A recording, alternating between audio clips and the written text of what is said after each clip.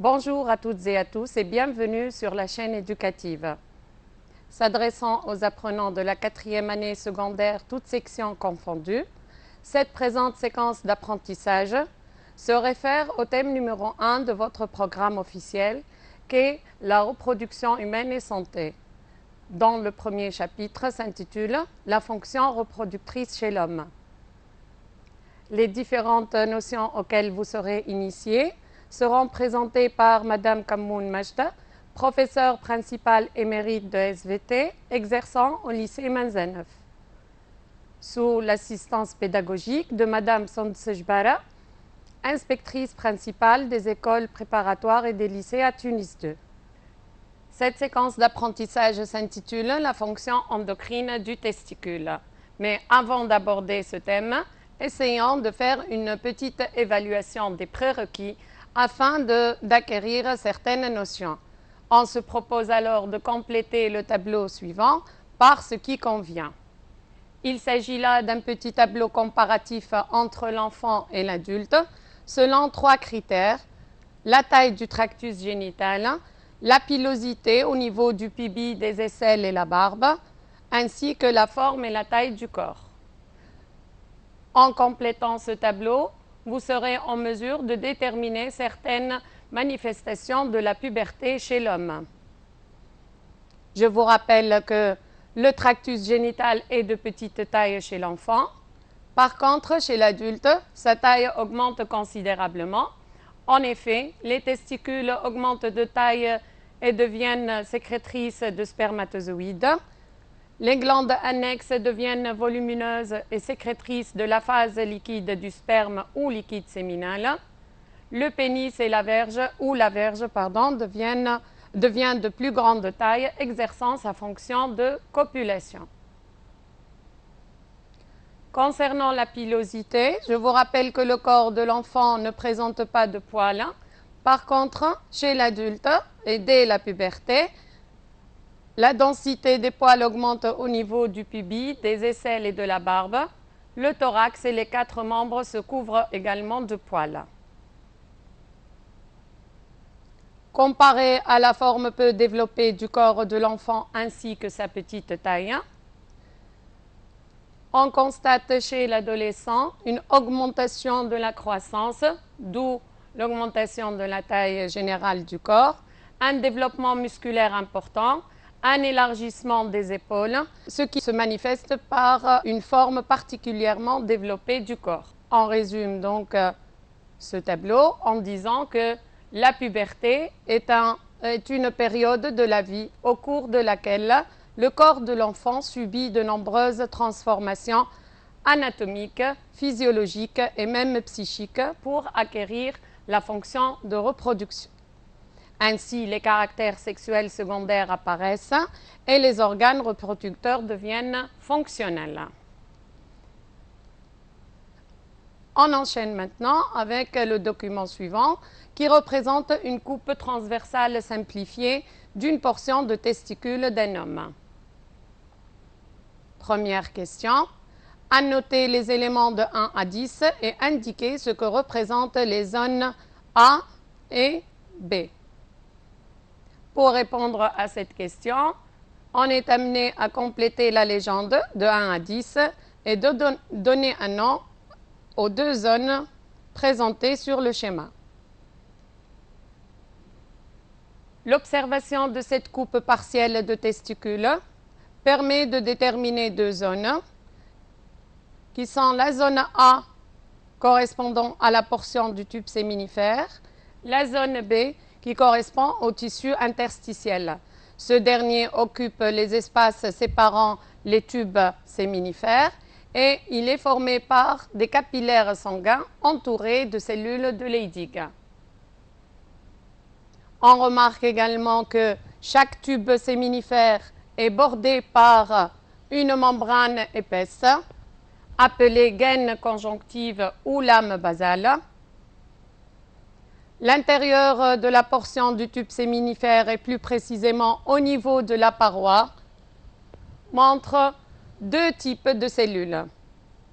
Les premières cellules de grande taille qui occupent presque la totalité de l'épaisseur de la paroi des tubes séminifères, sont appelées des cellules de Sertoli. Il s'agit de cellules somatiques à rôle de soutien, de nutrition et de sécrétion. L'autre type de cellules présents au niveau de la paroi des tubes séminifères sont dites des cellules germinales. Ces cellules germinales n'ont ni la même taille ni le même aspect des noyaux. On distingue parmi les cellules germinales les spermatogonies qui forment une première couche de cellules plaquées contre la paroi des tubes séminifères. Quant au spermatocyte 1, il est reconnu par son cytoplasme large et son noyau moins dense.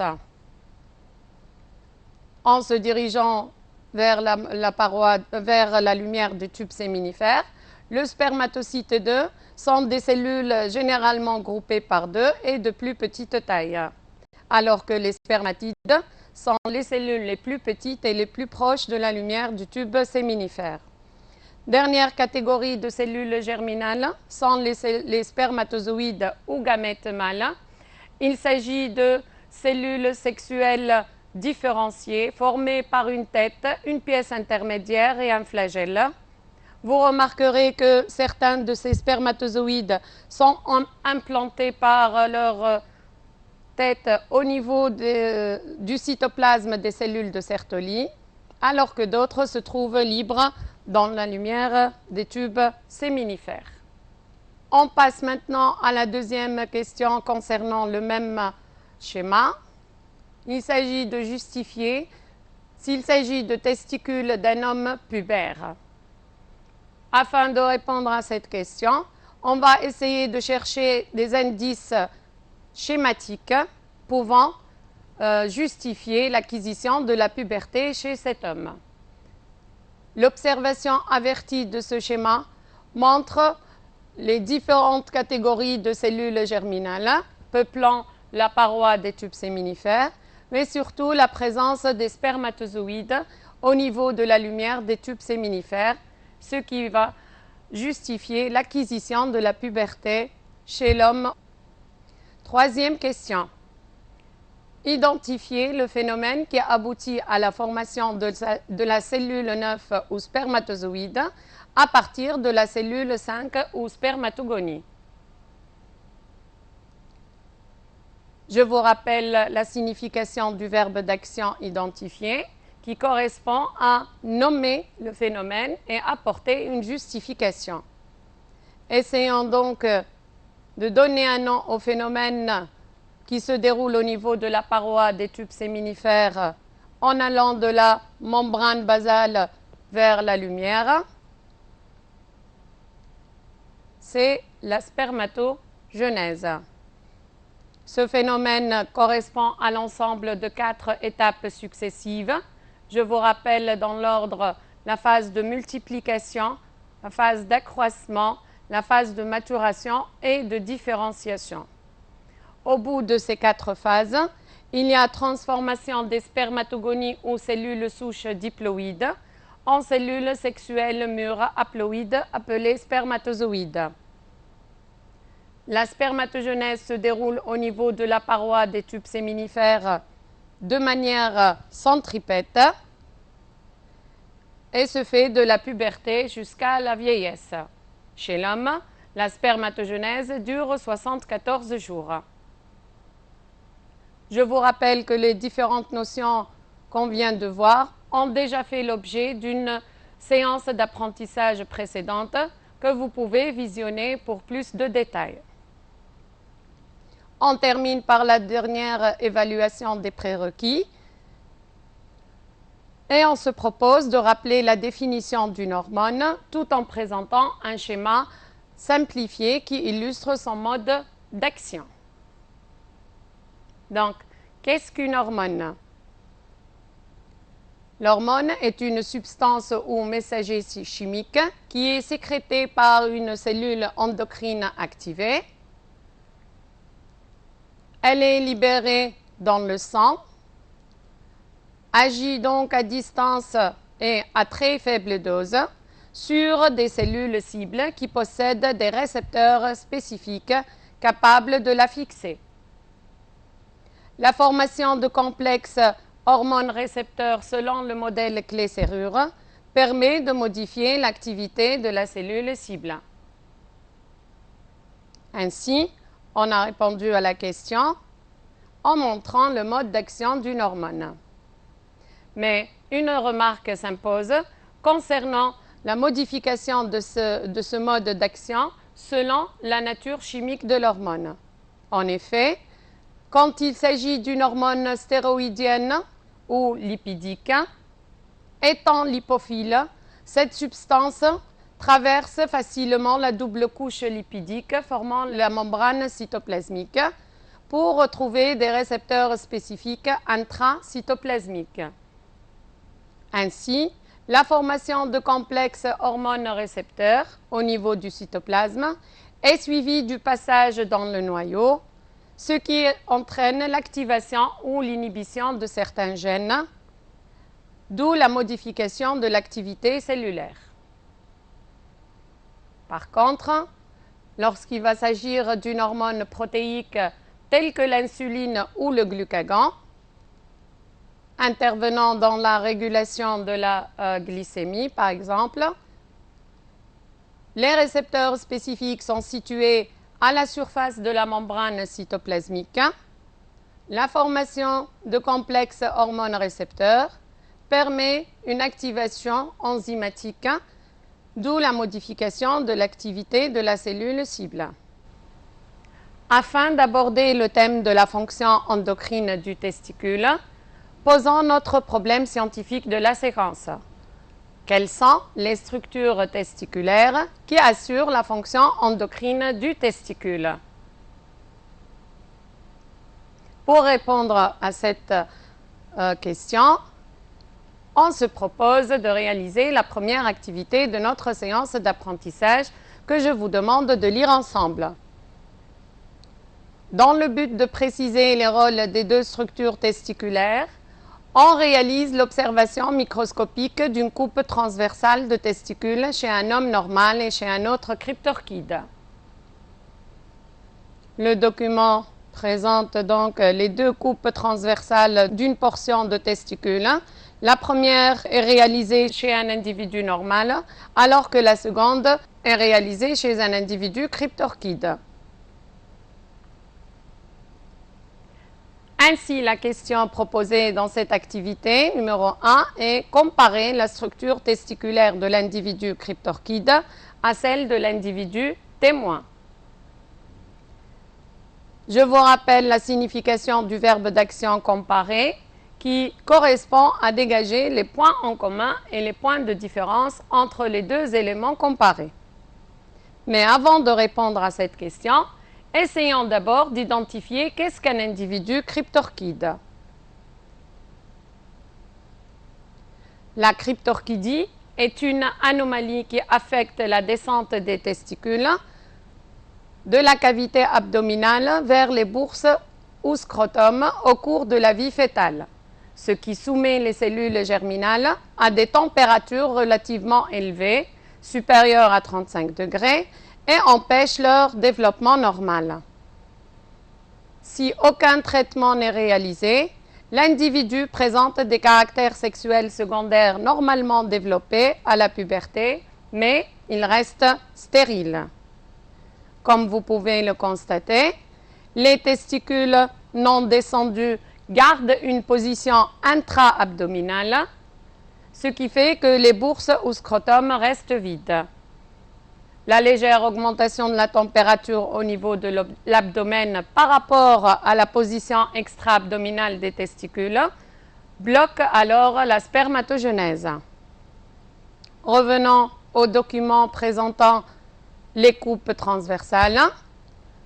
Je vous rappelle que l'individu normal est fertile, c'est-à-dire capable de produire des spermatozoïdes et présente des caractères sexuels secondaires normaux. La deuxième coupe réalisée chez l'individu cryptorchide, que je vous rappelle, il est stérile et garde des caractères sexuels secondaires intacts. L'observation des deux coupes partielle de testicules nous permet de reconnaître les différentes cellules peuplant la paroi des tubes séminifères au niveau de la première coupe. Le tissu interstitiel étant développé au niveau des deux coupes observées, alors que le deuxième tube, correspondant à l'individu cryptorchide, présente une paroi atrophiée avec des spermatogonies et des cellules de Sertoli peu développées. Afin d'établir une comparaison pertinente, il sera judicieux de réaliser un tableau comparatif entre le testicule de l'individu normal et celui de l'individu cryptorchide afin de dégager les points en commun et les points de différence. Comme on vient de le constater, le point en commun entre les deux coupes présentées est la présence d'un tissu interstitiel d'aspect normal, formé par des capillaires sanguins et des cellules de Leydig développées. Concernant les points de différence, qui sont situés au niveau de la paroi des tubes séminifères, la première coupe présente un tube séminifère d'aspect normal, dont la paroi comporte les différentes couches concentriques de cellules germinales et des cellules de Sertoli développées. Quant à la lumière, elle est étroite et pourvue de spermatozoïdes, qui est l'indice de fertilité de l'individu témoin. Par contre, le tube séminifère chez l'individu cryptorchide présente un aspect atrophié, une paroi mince qui ne comporte qu'une seule couche périphérique de cellules germinales peu développées et des cellules de Sertoli atrophiées. La lumière du tube séminifère chez l'individu cryptorchide est large et dépourvue de spermatozoïdes, ce qui justifie sa stérilité. Récapitulant cette comparaison, on peut dire que sur le point microscopique, le seul point en commun est la présence de cellules de Leydig développées au niveau du tissu interstitiel, qu'on peut observer là, comme vous le constatez. Ces cellules de Leydig développées entourent les capillaires sanguins. On peut dire qu'au niveau des deux coupes, le tissu interstitiel est bien développé. Sur le plan macroscopique, je vous rappelle que les deux individus présentent des caractères sexuels secondaires développés, ce qui nous permet de déduire que la présence de ces cellules de Leydig est à l'origine de l'apparition et le maintien des caractères sexuels secondaires chez les deux personnes. Certains élèves peuvent alors se poser la question suivante: comment ces cellules de Leydig arrivent-elles à agir sur différents types d'organes exprimant les caractères sexuels secondaires chez l'homme? C'est-à-dire, comment ces cellules peuvent-elles par exemple modifier la voix, qui devient grave chez l'adolescent? Comment ces cellules, situées entre les tubes séminifères, peuvent-elles modifier le psychisme de l'adolescent, qui présente une attirance sexuelle prononcée vers le sexe opposé? On a déjà vu qu'au cours de la puberté, la pilosité qui est développée et qui couvre presque la totalité du corps. Quelle est la relation entre ces cellules de Leydig situées au niveau des testicules et le développement de la musculature, voire même la modification du métabolisme lipidique ou peptidique? Par quels moyens ces cellules arrivent-elles à augmenter la taille des organes génitaux? Afin de répondre à toutes ces questions, intéressons-nous de plus près à ces cellules interstitielles, ou appelées également cellules de Leydig, dont l'observation au microscope électronique à balayage permet de distinguer un noyau assez volumineux et dense, qui est l'indice d'une activité importante au niveau de la cellule. Le cytoplasme, quant à lui, présente de très nombreuses gouttelettes lipidiques. On arrive à isoler et extraire plusieurs substances chimiques à partir de ces gouttelettes qu'on appelle androgènes, dont la composante majoritaire est la testostérone. Les analyses biochimiques ultérieures ont permis d'attribuer une nature stéroïdienne à cette substance. Quels sont alors les effets physiologiques de cette substance masculinisante et quel est son mode de sécrétion? La réponse à ces deux questions se trouve dans l'activité numéro 2 que je vous propose de réaliser ensemble. Dans le but de déterminer les structures cellulaires assurant les deux fonctions testiculaires, on réalise une série d'expériences sur 2 lots de rats pubères illustrés par le tableau suivant. On dispose de 2 lots de rats. Le premier lot de rats est soumis à une destruction sélective au rayon X des cellules du tube séminifère. Ce traitement réalisé sur les rats entraîne une stérilité, mais les caractères sexuels secondaires restent normaux. Le deuxième lot de rats est soumis à une destruction sélective au rayon X des cellules interstitielles, tout en préservant les cellules du tube séminifère. Ainsi, les rats traités deviennent stériles et présentent une régression des caractères sexuels secondaires. Dans un deuxième temps, ces mêmes rats dépourvus de cellules interstitielles sont soumis à des injections répétées de testostérone où on réalise une greffe sous-cutanée d'un fragment de testicule sur ces mêmes rats. Le résultat obtenu est le rétablissement de la fertilité ainsi que la restauration des caractères sexuels secondaires normaux. Ainsi, la question proposée est la suivante. Analyser ces résultats expérimentaux afin de déduire la dualité de structure et de fonction de la gonade mâle.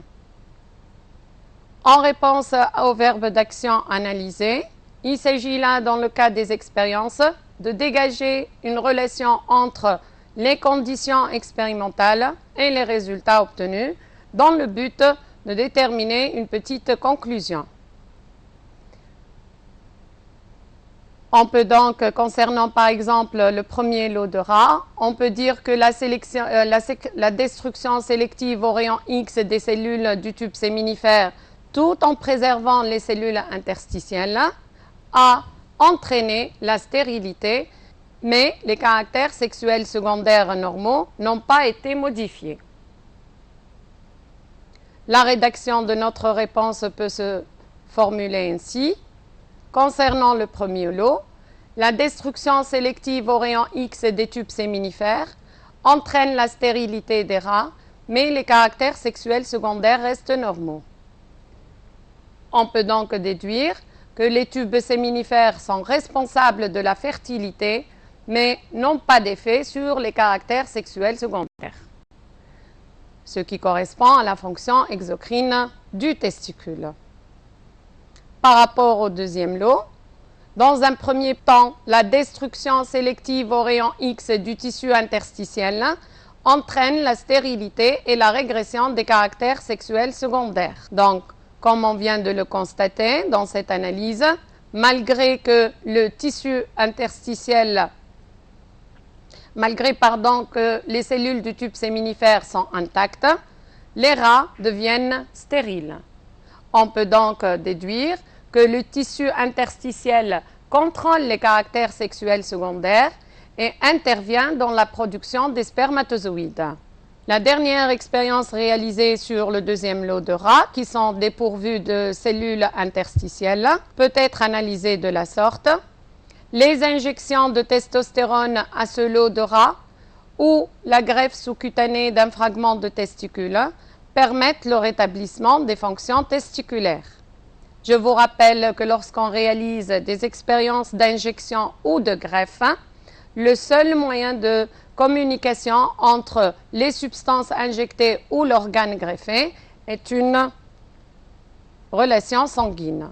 Ainsi, on peut dire que ces fonctions assurées par le tissu interstitiel se font par voie sanguine au moyen d'une substance chimique sécrétée par les cellules de Leydig, qu'on vient de voir tout à l'heure, qui est déversée directement dans le sang. Il s'agit alors de la testostérone qui est qualifiée d'hormone masculinisante. C'est la fonction endocrine du testicule. En guise de conclusion, on peut dire que les testicules ou gonades mâles présentent une dualité de structure qui explique sa dualité fonctionnelle. En effet, cette gonade mâle assure une fonction exocrine correspondant à la production des spermatozoïdes au niveau de la paroi des tubes séminifères, qu'on a appelée spermatogenèse. La deuxième fonction est endocrine, puisqu'elle correspond à la production d'hormones sexuelles mâles ou testostérone par les cellules interstitielles. On dit alors que le testicule est une glande mixte. Dans le but d'étudier le mode d'action de la testostérone, on se propose dans cette troisième activité d'exploiter plusieurs courbes de dosage de cette hormone. La première correspond à la courbe de variation de la sécrétion de testostérone chez l'homme. Ainsi, comme vous pouvez le constater, les sécrétions relativement importantes de testostérone pendant la vie fœtale et chez le nouveau-né sont en relation avec l'apparition des caractères sexuels primaires. En effet, à l'âge embryonnaire, il y a différenciation d'un tractus génital de type masculin. La testostéronémie est à sa valeur la plus basse pendant l'enfance. Elle présente une augmentation importante pendant la puberté, ce qui assure le développement des caractères sexuels primaires et l'apparition et le développement des caractères sexuels secondaires. La sécrétion presque constante de la testostérone à l'âge adulte permet le maintien des caractères sexuels secondaires. Le détail de la sécrétion d'une quinzaine de jours est représenté par la deuxième courbe, que voici. En effet, le dosage de testostérone de façon quotidienne permet de déterminer une sécrétion régulière. On voit que le taux de sécrétion est le même à chaque jour pendant la période de dosage. On peut donc déduire que la testostéronémie est constante chez l'adulte. Le détail d'une sécrétion journalière est présenté par la troisième courbe qui montre une sécrétion discontinue. La courbe en effet montre des points de sécrétion importantes appelés pics ou pulses qui sont séparés par des intervalles de temps réguliers. Ainsi, les cellules de Leydig sécrètent la testostérone de manière intermittente. Chaque pic ou pulse correspond à une sécrétion brève et intense de cette hormone. L'étude de cette courbe permet de déduire qu'il s'agit d'une sécrétion pulsatile ou discontinue de cette hormone mâle. En récapitulant les trois activités qu'on vient de faire, on peut dire que le testicule ou gonade mâle est formé par des tubes séminifères dont la paroi assure la production des gamètes mâles ou spermatozoïdes. C'est le phénomène de la spermatogenèse, rappelez-vous. Les spermatozoïdes fabriqués sont libérés au niveau de la lumière, puis sécrétés à l'extérieur du corps de l'homme par l'orifice urogénital, ce qui permet la détermination de la première fonction testiculaire, qualifiée de fonction exocrine. La deuxième structure qui forme le testicule est le tissu interstitiel. Dans les cellules de Leydig ou cellules interstitielles sécrètent l'hormone mâle ou testostérone. Cette hormone de nature stéroïdienne est libérée dans le sang. Elle agit donc à distance et à très faible dose sur plusieurs cellules cibles qui peuvent être très éloignées de son lieu d'existence, ce qui permet l'apparition et le maintien des caractères sexuels primaires et secondaires, mais aussi, elle arrive aussi à activer la spermatogenèse. On peut donc dire que c'est la deuxième fonction qui est endocrine. Le testicule présente donc une double structure qui est ici visualisée par les tubes séminifères et le tissu interstitiel, qui permet d'expliquer sa double fonction, la fonction exocrine et la fonction endocrine. Certains parmi vous peuvent alors poser la question concernant le devenir des spermatozoïdes et de la testostérone produits par le testicule. La réponse à cette question se trouve dans notre dernière activité qu'on va lire ensemble. Il s'agit d'exploiter les données du texte scientifique suivant pour relever les premiers indices concernant le contrôle des fonctions testiculaires. Commençons alors par lire le texte. Les spermatozoïdes produits par les tubes séminifères sont nécessairement évacués par les éjaculations ou détruits dans les voies génitales. La spermatogenèse est alors activée pour compenser la baisse du nombre de spermatozoïdes. D'autre part, la testostérone sécrétée par les cellules interstitielles est constamment dégradée dans le foie et est éliminée dans les urines. Or, sa sécrétion chez l'adulte est stabilisée à un taux plasmatique moyen de 700 nanogrammes par 100 ml. Donc, sa dégradation est compensée par une sécrétion de testostérone par les cellules interstitielles. Comme vous venez de le constater, le texte se compose de deux parties. La première concerne les spermatozoïdes, alors que la deuxième s'intéresse à la testostéronémie. Les premiers indices qu'on peut relever sont les suivants. On va souligner la première phrase clé de ce texte. La spermatogenèse est alors activée.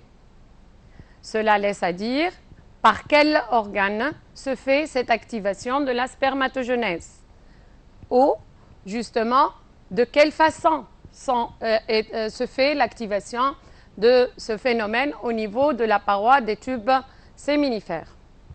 La deuxième phrase clé de ce texte concerne la testostérone. En effet, comme vous le voyez, sa concentration chez l'adulte est stabilisée. Ce qui nous permet de poser une autre question. De la même façon, quel est l'organe responsable de garder la testostéronémie constante chez l'adulte et de quelle manière le taux de testostérone reste constant à peu près à une valeur moyenne de 700 nanogrammes par 100 ml. Un deuxième indice peut être également apporté par ce texte qui correspond à l'utilisation du verbe compenser. Ainsi, l'activation de la spermatogenèse vient compenser le manque de spermatozoïdes qui est perdu soit par éjaculation ou détruit